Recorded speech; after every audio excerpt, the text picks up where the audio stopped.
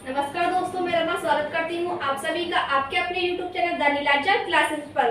मैं हाजिर हूँ फिर से टॉप 10 करंट अफेयर पे चर्चा करने के लिए। तो मूव ऑन करते हैं आज के पहले क्वेश्चन की तरफ। आज का पहला क्वेश्चन जानने से पहले हम कल का आंसर जान लेते हैं। तो कल का लास्ट क्वेश्चन था IPL की किसी एक टीम के लिए 200 मैच खेलने वाले पहले खिलाड़ी कौन बन गए हैं। तो जिसका सही आंसर है विराट कोहली। तो जानते हैं आज का पहला क्वेश्चन। तो आज का पहला क्वेश्चन है, हाल ही में किस समुद्र तट को ब्लू फ्लैग सर्टिफिकेट प्रदान किया गया है। तो आपको बताना है कौन से समुद्र तट को ब्लू फ्लैग सर्टिफिकेट प्रदान किया गया है, जिसके 4 विकल्प हैं। क्वेश्चन नंबर 1 के 4 विकल्प हैं। ऑप्शन ए है इसका तमिलनाडु,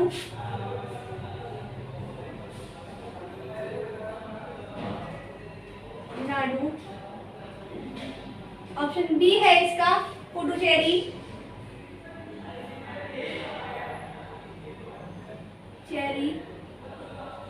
ऑप्शन सी है इसका ए व बी दोनों,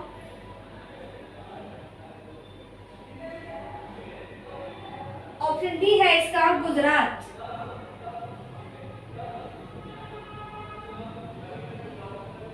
तो दोस्तों जल्दी से कमेंट करके बताइए कि किस तट को ब्लू फ्लैग सर्टिफिकेट प्रदान किया गया है।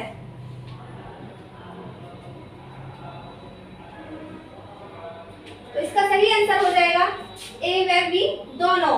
तमिलनाडु व पुडुचेरी को ब्लू फ्लैग सर्टिफिकेट प्रदान किया गया है। अगर बात करें ब्लू फ्लैग की, ब्लू फ्लैग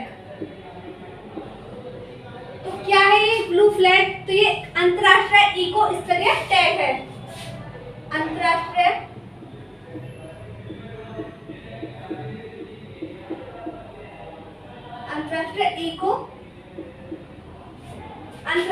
इको स्तरीय टैग है।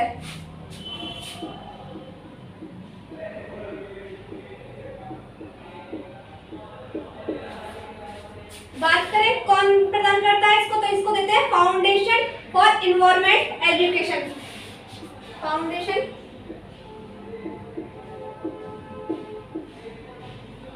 For environment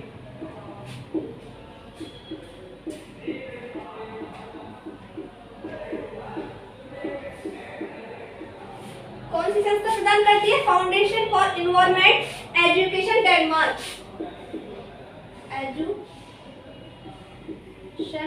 Denmark. अगर बात करें कितने जो समुद्र तट है, कितने तटों को शामिल किया गया है, तो ये क्या है 10 समुद्र तट।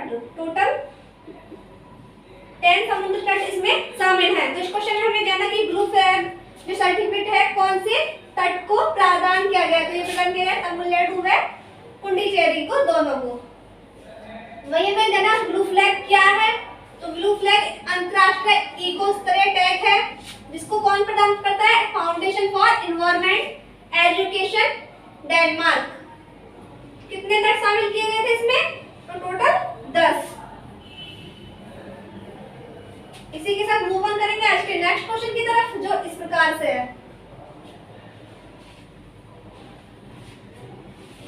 द हिमालयन फिल्म फेस्टिवल 2021 का पहला संस्करण किस राज्य या केंद्र शासित प्रदेश में किया गया है, जिसके 4 विकल्प हैं। Option A Gujarat, option B हो जाएगा लद्दाख,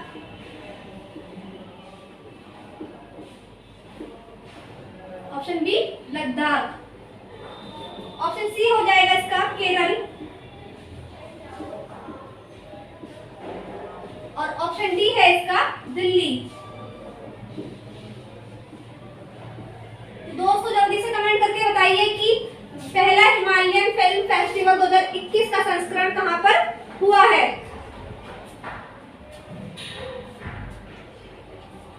इसका सही आंसर हो जाएगा लद्दाख। लद्दाख में पहला फिल्म फेस्टिवल 2021 का संस्करण हुआ है। बात करें कब से कब तक, तो 24 सितंबर से 28 सितंबर तक। 24 सितंबर से 28 सितंबर तक ये संस्करण चलेगा। शामिल कौन कौन है? सूचना और प्रसारण मंत्रालय, सूचना और प्रसारण मंत्रालय,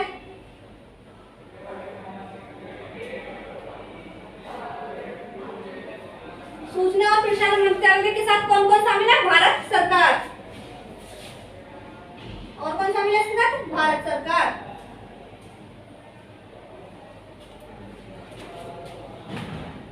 बात करें क्यों मनाया जा रहा है? क्योंकि आजादी की 75 साल पूरे होने के जश्न मनाने के लिए। आजादी का ये 75 साल पूरे होने के जश्न में,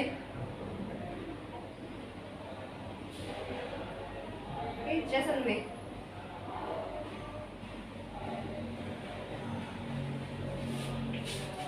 इस क्वेश्चन में हमने जाना कि द हिमालयन फिल्म फेस्टिवल का पहला संस्करण कहां पर हुआ है? तो ये हुआ है लद्दाख में।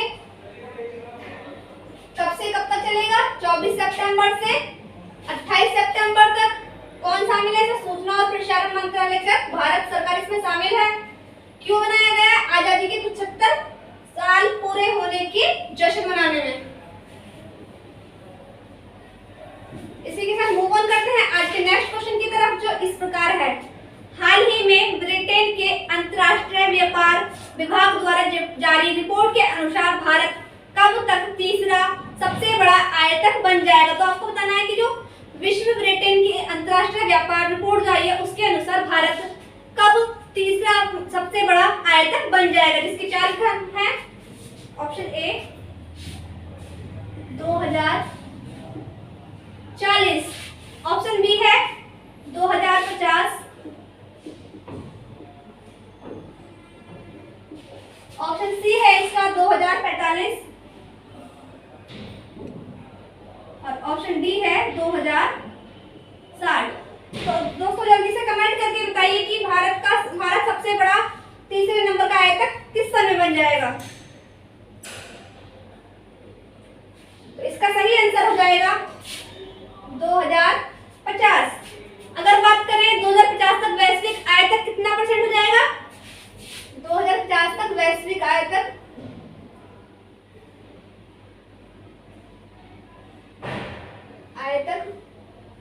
भारत में कितना बढ़ जाएगा? 5.9%।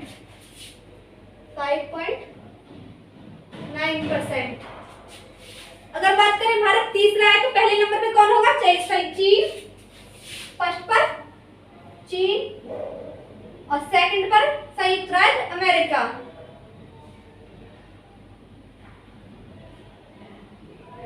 संयुक्त राज्य अमेरिका।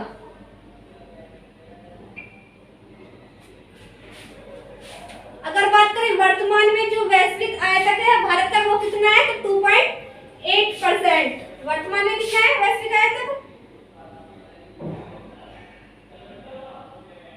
2.8%। तो इस क्वेश्चन में हमने जाना कि भारत कौन सी सन तक विश्व का तीसरा सबसे बड़ा आयातक बन जाएगा। तो वो है 2050 तक।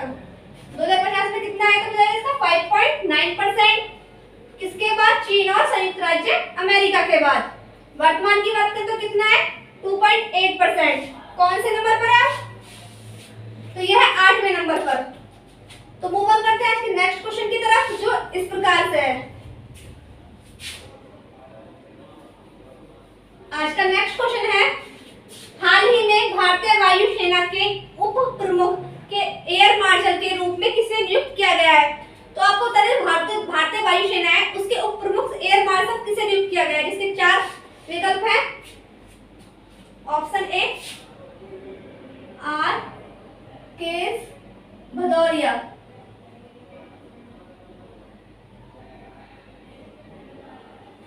आर के भदौरिया। ऑप्शन बी है विवेक राय चौधरी,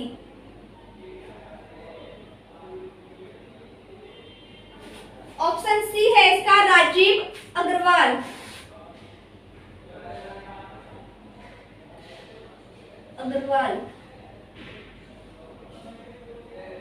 ऑप्शन डी है इसका अंकी दास।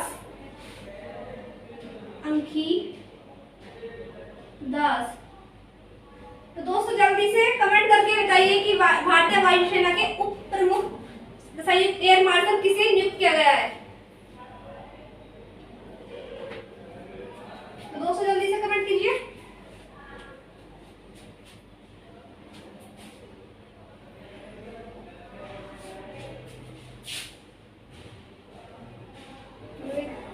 इसका सही आंसर हो जाएगा विवेक राम चौधरी।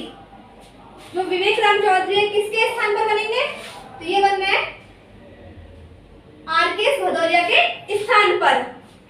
आर.के. भदौरिया कब सेवानिवृत्त हो रहे हैं,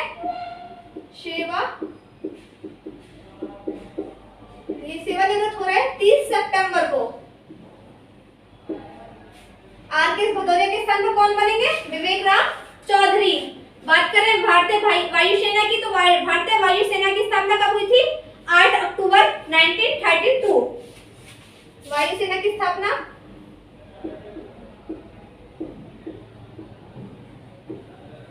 8 सितंबर 1932। मुख्यालय कहां पर है इसका, नई दिल्ली में।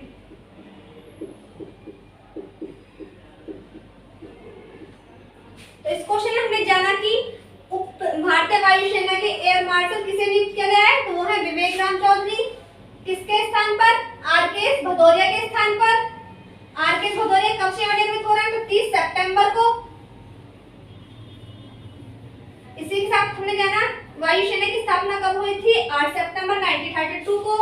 मुख्यालय कहां पर है, नई दिल्ली में।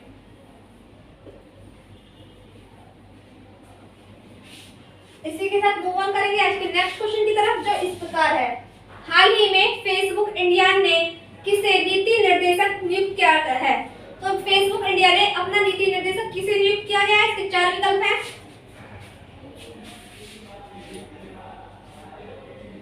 ऑप्शन ए है इसका अंकी दास,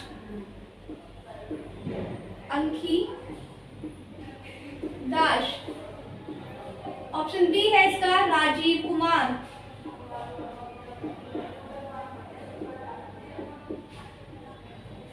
ऑप्शन सी है इसका अजीत सिंह,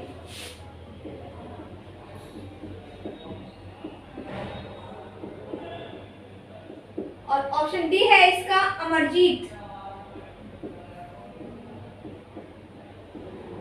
दोस्तों जल्दी से कमेंट करके बताइए फेसबुक इंडिया ने किसे अपना नीति निर्देशक नियुक्त किया है।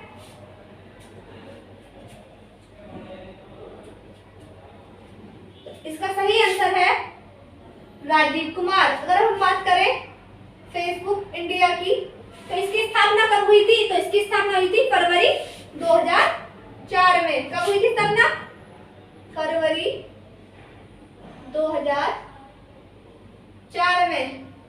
बात करें फेसबुक का मुख्यालय कहां पर है, तो यह है कैलिफोर्निया में।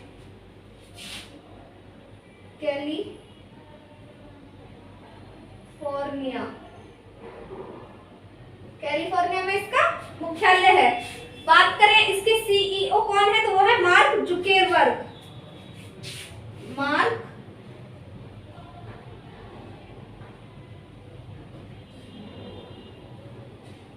मार्क जुकेरबर्ग कौन है,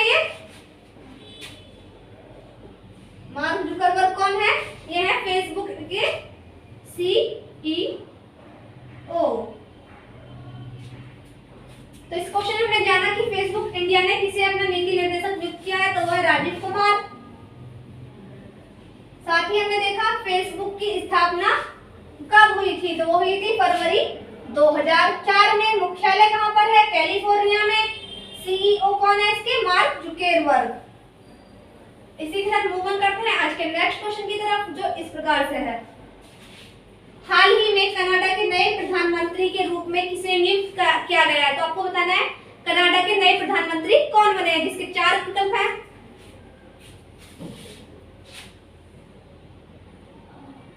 पहला विकल्प है Justin Trudeau,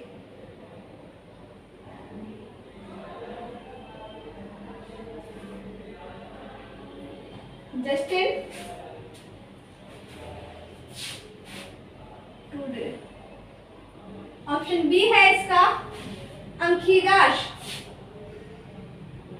अंकीदास। Option D C है इसका राजीव कुमार।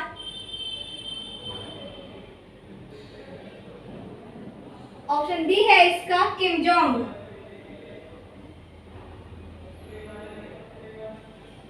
तो दोस्तों जल्दी से कमेंट करके बताइए हाल ही में कनाडा के नए प्रधानमंत्री किसे नियुक्त किया गया है। तो इसका सही आंसर है जस्टिन ट्रूडे। कितनी कौन सी बार बने इस बार? तीसरा कार्यकाल है इनका, तीसरा कार्यकाल। लगातार तीसरी बार ये कनाडा के प्रधानमंत्री बने हैं। अगर बात करें कनाडा की,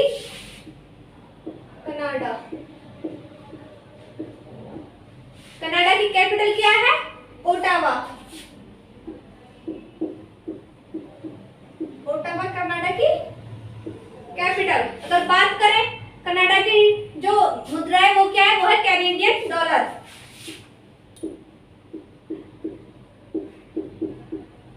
कैनेडियन डॉलर क्या है? कैनेडियन डॉलर है कनाडा की मुद्रा।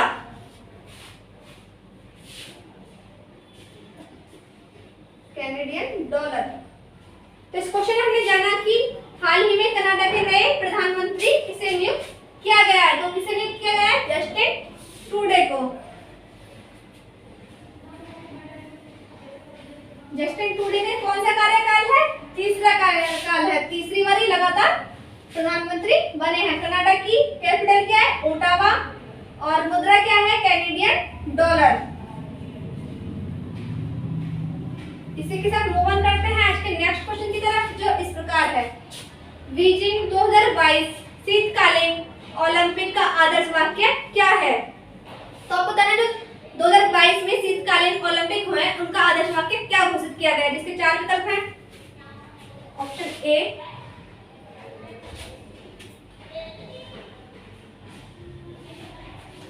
टुगेदर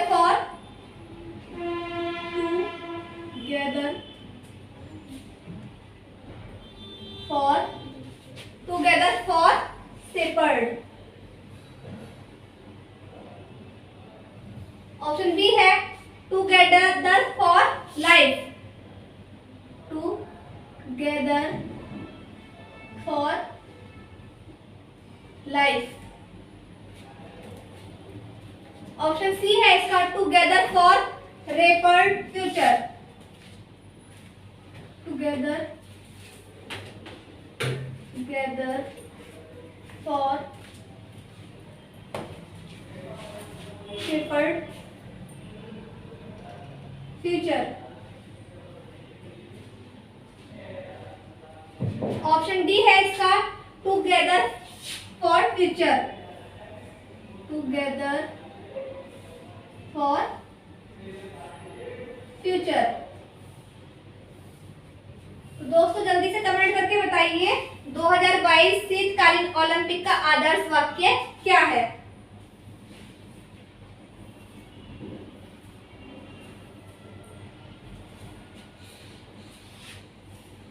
तो इसका सही आंसर है टुगेदर फॉर शेपर्ड। नया वर्ड इसमें जोड़ा गया है फ्यूचर। अगर बात करें ये कहां पर हुए हैं, तो ये हुए बीजिंग में। कहां पर हुए? बीजिंग में। कितने समय के अंतराल पर होते हैं? तो 2 ईयर के अंतराल पर होते हैं। इस क्वेश्चन में हमने जाना कि बीजिंग 2022 शीतकालीन ओलंपिक का आदर्श वाक्य क्या है। तो वो है टुगेदर फॉर शेपर्ड फ्यूचर।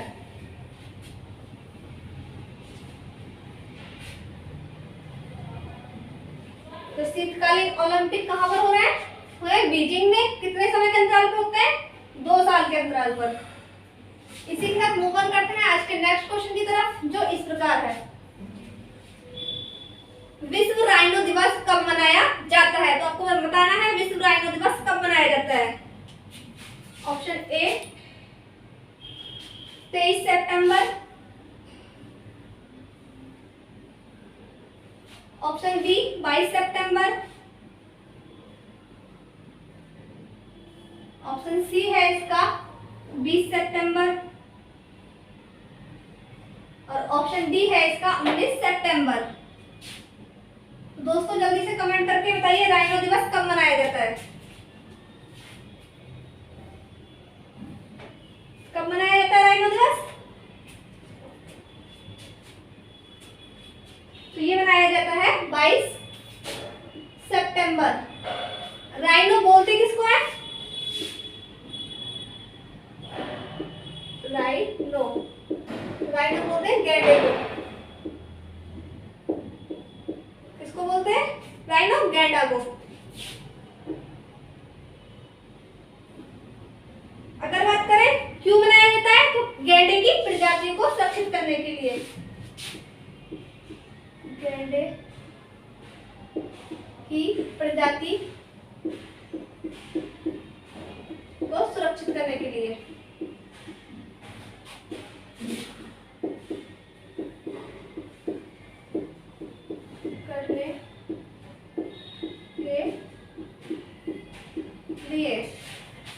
अगर बात करें पहली बार कब मनाया गया था, तो ये मनाया गया था 2010 में। पहली बार 2010 में। अंतरराष्ट्रीय स्तर पर कब मनाया गया था, तो अंतरराष्ट्रीय स्तर पर मनाया गया था 2011 में। 2011 से अंतरराष्ट्रीय स्तर पर।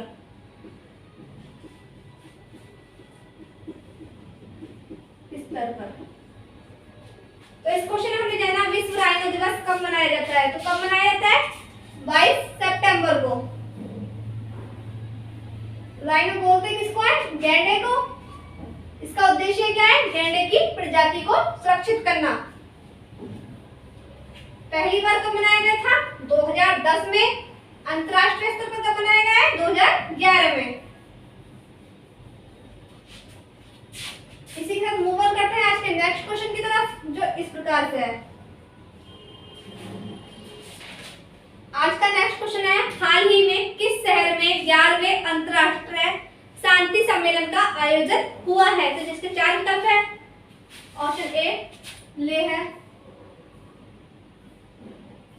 ऑप्शन बी हो जाएगा इसका चंडीगढ़, चंडीगढ़। ऑप्शन सी है इसका गुजरात और ऑप्शन डी है इसका गोवा।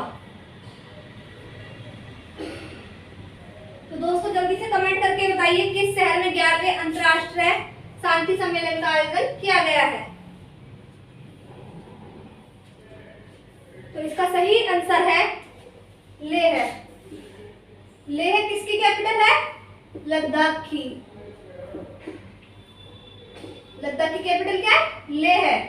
अगर बात करें लद्दाख की स्थापना कब हुई थी, सॉरी लद्दाख केंद्र शासित प्रदेश कब बना था, तो 31 अक्टूबर 2019 को। 31 अक्टूबर 2019 को केंद्र शासित प्रदेश बना।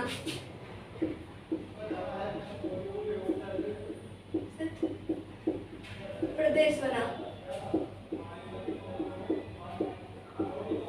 बात करें लद्दाख के उपराज्यपाल कौन है, तो वो है राधा कृष्ण माथुर। राधा कृष्ण माथुर कौन है, उपराज्यपाल।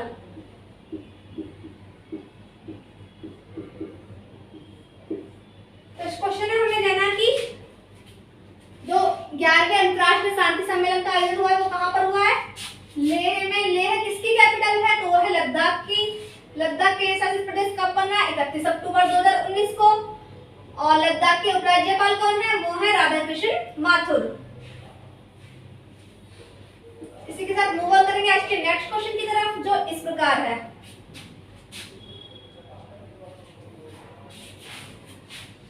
योगेश्वर सागवान को किस देश में भारत का राष्ट्रीय राजदूत नियुक्त किया गया है, तो आपको बताना है कि जो योगेश्वर सागवान है उसे किस देश में भारत का राजदूत नियुक्त किया गया है।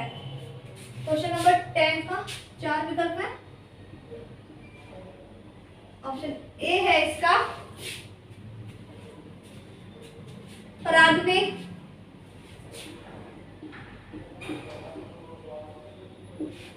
ऑप्शन बी हो जाएगा इटली। ऑप्शन सी है इसका रोम और ऑप्शन डी है इसका दुबई। तो दोस्तों जल्दी से कमेंट करके बताइए जो योगेश्वर सांगवान है उन्हें किस देश में भारत का राजदूत नियुक्त किया गया है। तो इसका सही आंसर है पराग्वे। तो इस क्वेश्चन में जाना कि योगेश्वर सांगवान को कहां पर राजदूत नियुक्त किया गया है, वो है पराग्वे में। इसी के साथ मूव ऑन करते हैं आज के लास्ट क्वेश्चन की तरफ, जो इस प्रकार है। आज का लास्ट क्वेश्चन है, हाल ही में पीएम मोदी किस देश की 4 दिवसीय यात्रा पर रवाना हुए हैं। तो इसके 4 विकल्प हैं।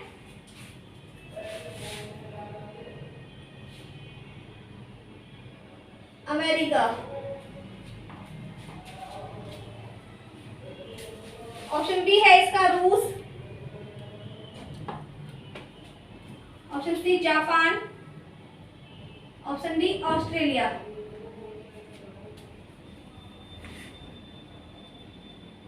तो आपको बताना है भारत के जो पीएम मोदी हैं किस देश की 4 दिवसीय यात्रा के लिए रवाना हुए हैं। तो इसका आंसर आपको कमेंट में बताना है।